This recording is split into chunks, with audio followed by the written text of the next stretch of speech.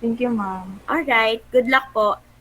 Sige, team, Lord, Mauve, Bernadette, Pau, if you're ready, your timer starts now. Hi everyone, good evening, and this is our study entitled "Personal Construct of Students Who Engage in Online Prostitution During the Pandemic." So, the researchers are Bruce, Españo, Geposon, and Reyes, and our thesis advisor is Mr. Emeraldo A. Sabit Jr. Next page, thank you. So, our introduction is when the pandemic started, it impacted us in various aspects such as physically, mentally, socially, spiritually, and of course financially. And then regarding finance, it brought a great economic downturn since the Great Depression, according to GovInit in 2020. Next. Furthermore, it gave rise to the loss of 81 million jobs and caused working hours in Asia and the Pacific to decrease, according to Asia Pacific Employment and Social Outlook in 2020.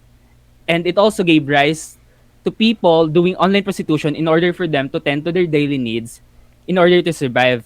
As of 2022, there were already 800,000 prostitution cases in the Philippines that is reported according to AWO International. Taking that into taking that alarming statistics into consideration, the researchers decided to study and explore the personal construct of students who engage in online prostitution during the pandemic as its main objective. Furthermore, the study aimed to delve deeper into the reasons, challenges, empathic experiences, relationships, perceived self-image, and other various facets revolving around this kind of work. These are the RL that is related to our, of course, related to our study.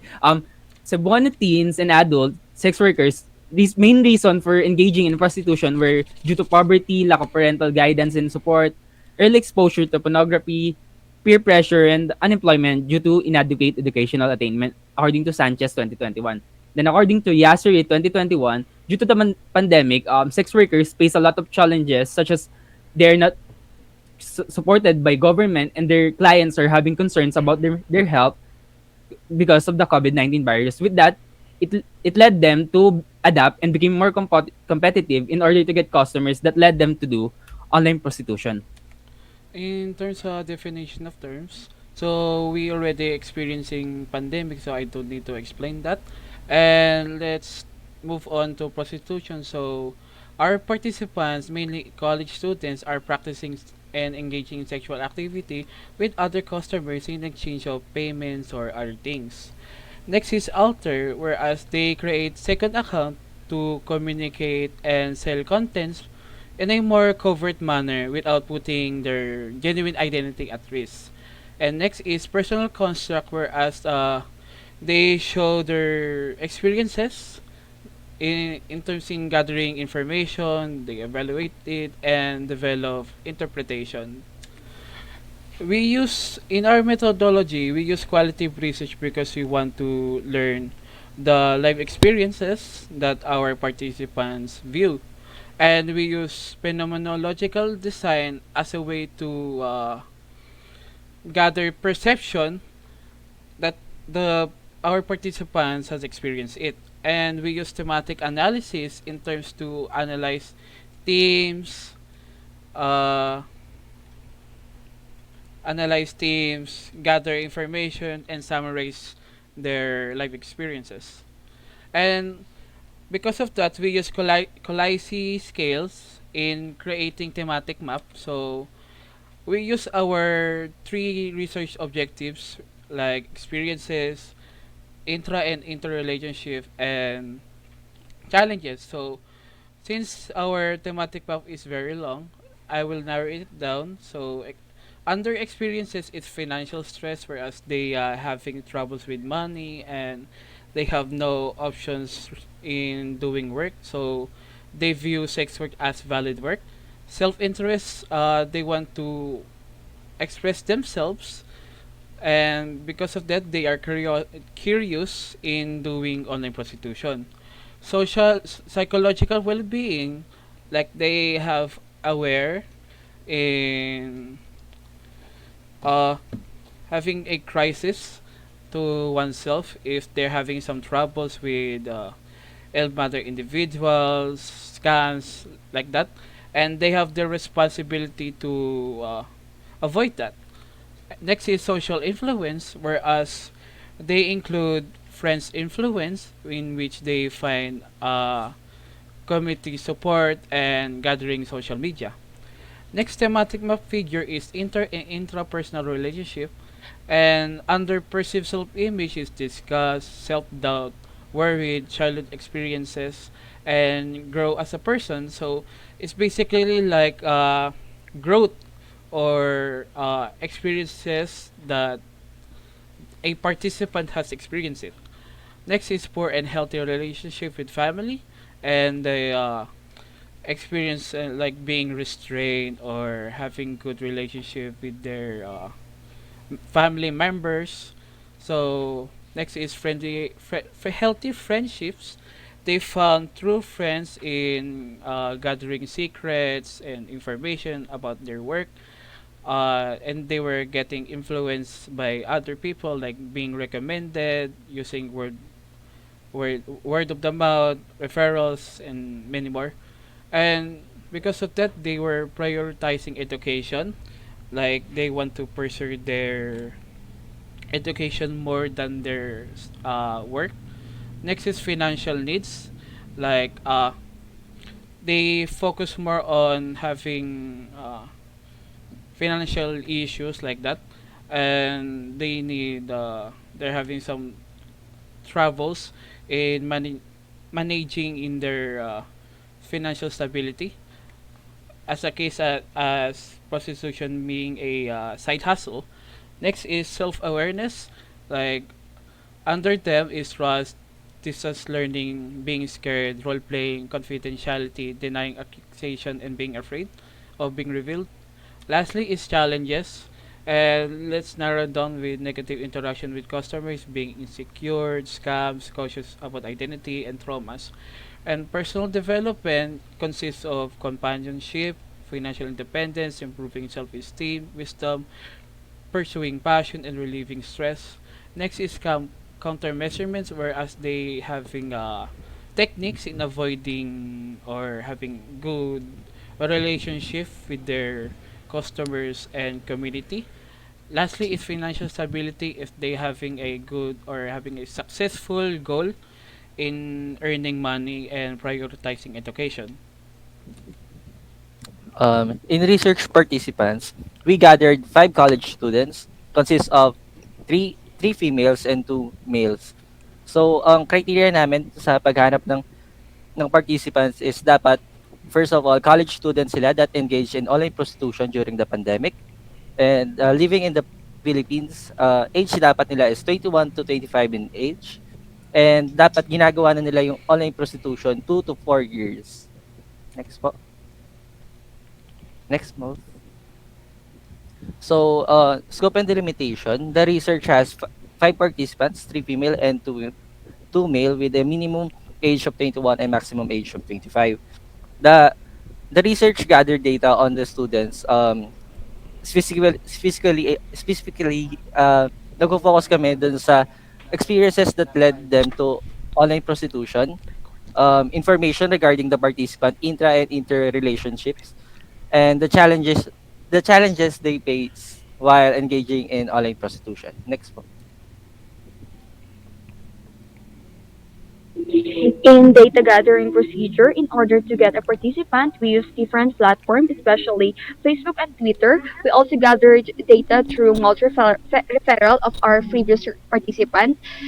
And we also use Zoom, Google Meet, and video call in Messenger in conducting an interview. The researcher also are willing to provide dummy account for the participant to ensure the confidentiality. We also give an informed consent on or before the interview, and after they agreed on that said informed consent, we proceed to the final interview. Next, please. In ethical consideration, we provide informed consent on or before the interview to ensure the participant have participated on the basis of informed consent. Next is to ensure the confidentiality and yung pagkakakilanlan ng participant. Um, we would not disclose their their identity with accordance in the Republic Act of 10173 of data privacy. During the orientation, the researchers sought the permission to audio and video recordings the interview process. After that, we also informed them about po sa interview po namin na hindi po siya sa pilitan. They also have the freedom to not answer those questions that may be personal to them and sensitive for them. In terms of conclusion, during the pandemic, both internal and external factors played a huge impact that pushed the participants in doing online prostitution. So, what is those internal factors? Those internal factors are like their curiosity, their need to express themselves, and then the external factors are, of course, the pandemic and their financial needs. So, the researcher also found that doing online prostitution have positive and negative impacts for the participants. So the positive impacts are, of course, earning money, na-express nila yung feelings nila, widening yung perspective nila, gaining knowledge, and then etc. On the negative side, online prostitution brought psychological distress, like they're being anxious about it, self doubts, and feelings of disgust. In terms of recommendation, we recommend the future researcher to delve deeper in terms of experiences. For example, like childhood experiences, negative school experiences, romantic relationship experience, sexual experiences, and various experiences that can lead them to this type of work. Also, we encourage future researcher to uh, wait pa. um like these students who engage in online prostitution to wait so, um wait. Hello. Yeah. So, future researcher encourage studying how the students who engage in online prostitution to cope with the challenges they experience while working as online prostitutes. Um, future researcher, we also recommend that future researcher should study in interrelationship of students that have parents that work in the field of prostitution. Last is future researchers should gather more participants to saturate and verify the data and to solidify the result of the study. That that's all. That's all po. Okay. Sige, pa-feedback ako. Anyone na nakinig? Sinong nakinig sa inyo? Wala. Ginawa niyo lang radyo to. Aubrey? Okay Or lang. sino yung nag-raise hand? Girl, hindi ko nakita. Si Jodeline po ata. Yun, ma'am. Jodeline. Be, nagmamadali. Nagmamadaling ibaba. Sige, Be, go ahead. Para lang po sa akin, yung dun po sa thematic map po banda, Mm-mm. medyo natagalan po dun, tapos yung kahit sa sobrang tagal po dun, parang kahit matagal po siya, parang hindi po maintindihan na maayos. Para lang po sa akin. Yes. Tapos kaya po dahil po natagalan doon, na consume yung time. So sa ibang part po na natitira, parang binilisan na lang po. Mm-mm. Hindi po na ano po nang maayos. Okay. Actually, thank you, Jodeline. I have the same observation. Tapos parang may nagulo doon sa arrangement ng presentation. Dapat, di ba, after ng thematic analysis, conclusion, recommendation na. Pa-check na lang baka may nagalaw kayo na slide. I have written a couple of comments.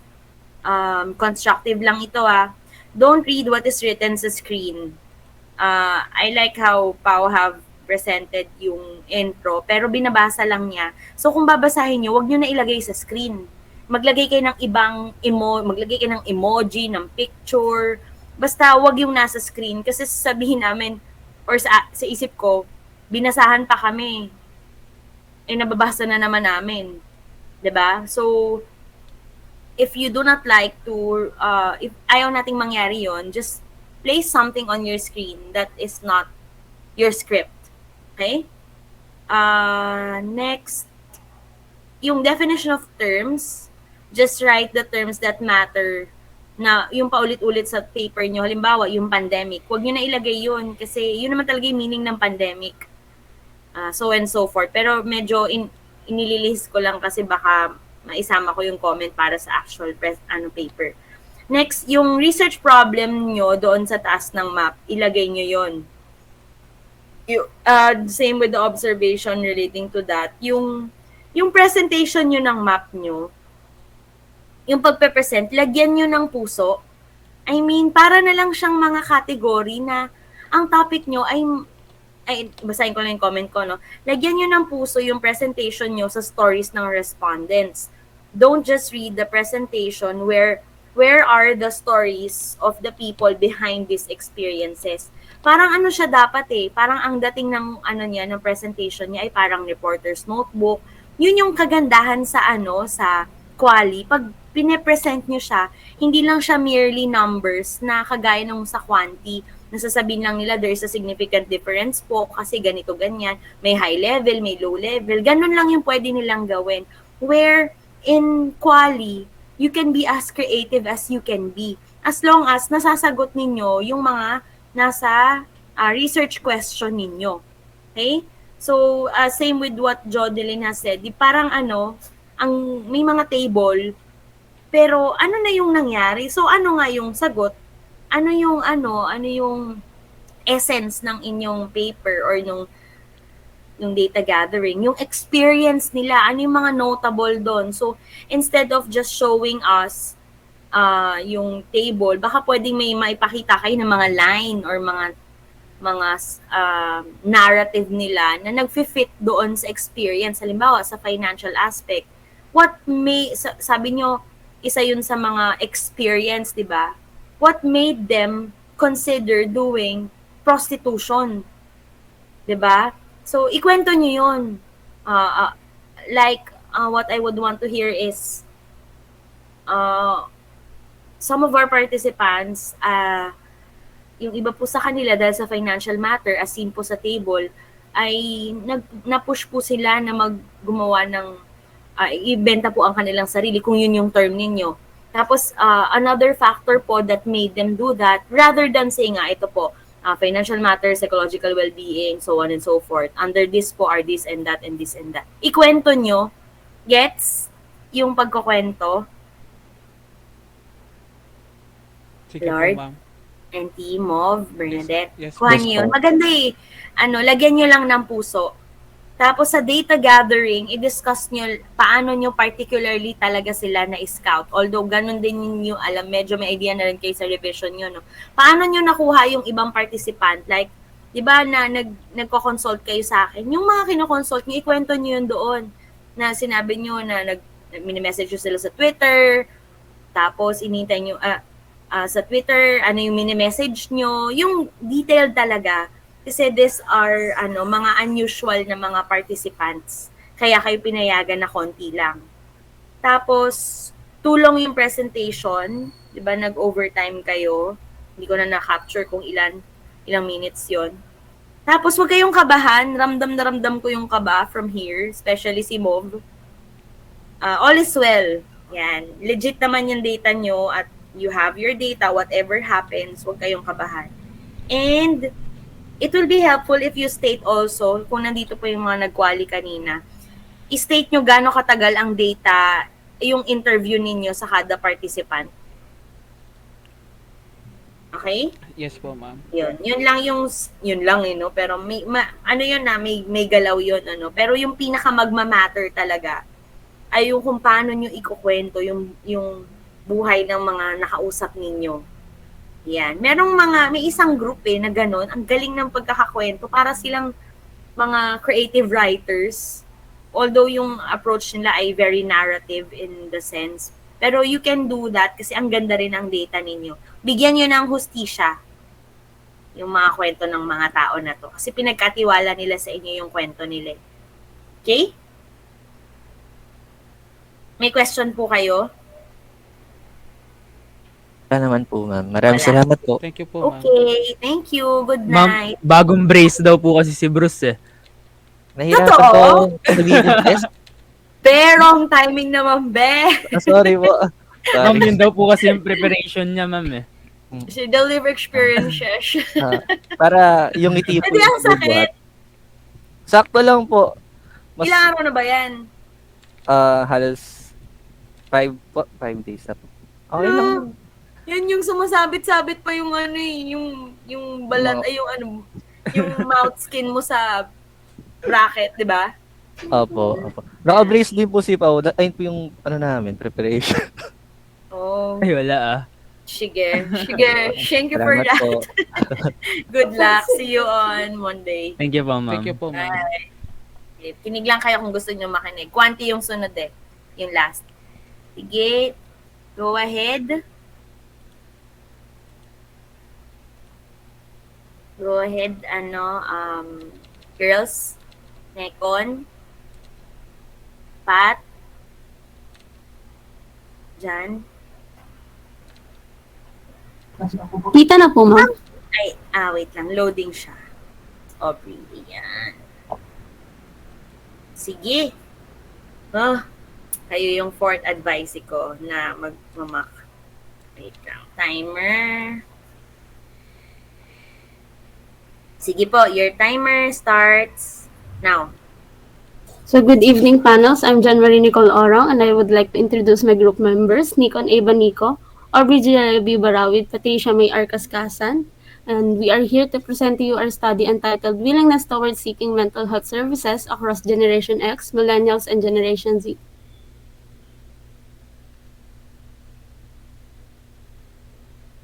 As we all know, mental health is a crucial component of practice. Nevertheless, certain populations are more susceptible to mental health issues. However, stigmas and myths surrounding mental health influences who is likely to seek mental health services. For instance, a study conducted by Barral et al. Concluded that older generations stigmatize mental health because they view mental illnesses with myriad of inaccuracies and as a complete taboo, in comparison to younger generation who showed a high awareness of mental health. These observed attitudes toward mental health affects their willingness in seeking mental health services. Next slide.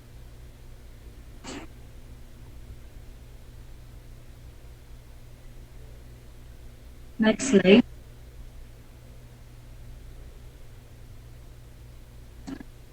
For example, a study conducted by Pico et al. In 2016 revealed that psychological services sought by the younger generation of Filipinos are way more higher in comparison to older generation of Filipinos before that. Next slide. The researchers identified two research gaps. The first research gap was a scarcity of local and foreign literature on Generation X mental health and help seeking behavior. The second research gap was a lack of study